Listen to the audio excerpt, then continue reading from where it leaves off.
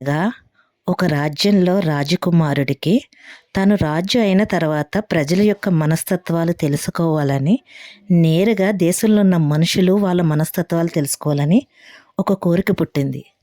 దానికోసమని అతను వివిధ మనుషులని కలిశాడు.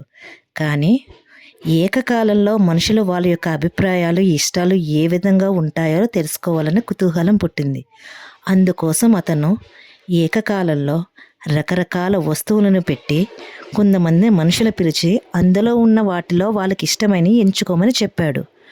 అక్కడ ఉన్నవాళ్ళు ఒక్కొక్కరు ఒక్కొక్క దాన్ని ఎంచుకున్నాడు. దానిని బట్టి రాజు ఎంచుకున్న వస్తువులు బట్టి వాళ్ళ మనస్తత్వాలని అంచనా వేయచ్చని అనుకున్నాడు. కానీ తెలియని విషయం ఏంటంటే మనుషులు ఏకకాలంలో ఒకే విధంగా జీవితకాలంలో ఉండరనే సత్యం అతని తల్లి చెప్తే గానీ అర్థం కాలేదు. అతనిని అడిగింది, నువ్వు ఏకకాలంలో ఏ ఏ వస్తువులు పెట్టావని. అతను అందమైన వస్త్రాలు పెట్టాను, ఇష్టమైన బంగారం పెట్టాను, రకరకాల పిండి వంటలు పెట్టాను, ఆహ్లాదకరమైన వస్తువులు పెట్టాను, అంతకు మించిన విలువైన వజ్రాలు పెట్టాను అని చెప్పాడు. అందుకు తల్లి, అతి ఆకలితో ఉన్నవాడికి పట్టెడు అన్నం మీద ఉన్న ఇష్టం అక్కడ బంగారం ఉన్న వజ్రాలున్న వాటి మీదకి మనసు వెళ్ళదు. అక్కడ అతని స్థితి ఆకలి. అలాగే కడుపు నిండిన వాడికి పంచభక్ష పరమాణాలు ఉన్నా సరే అతనికి ఆహ్లాదకరమైన వస్తువుల మీదకి వెళ్తుంది కానీ అన్నం మీదకి వెళ్ళదు. అలాగే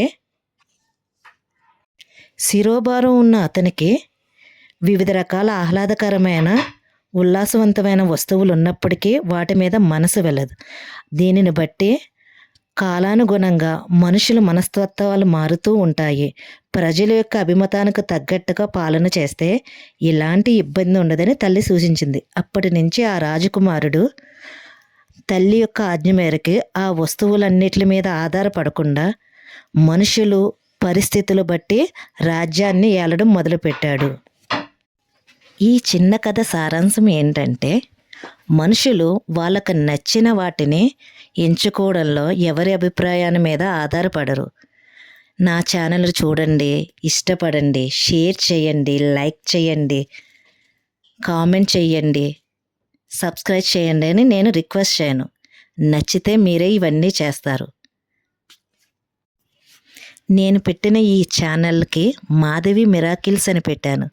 అద్భుతాలు ఏమీ జరగకపోవచ్చు, కానీ చూసే విధానంలో అద్భుతంగా కనిపించచ్చనే ఒక చిన్న ఆశ.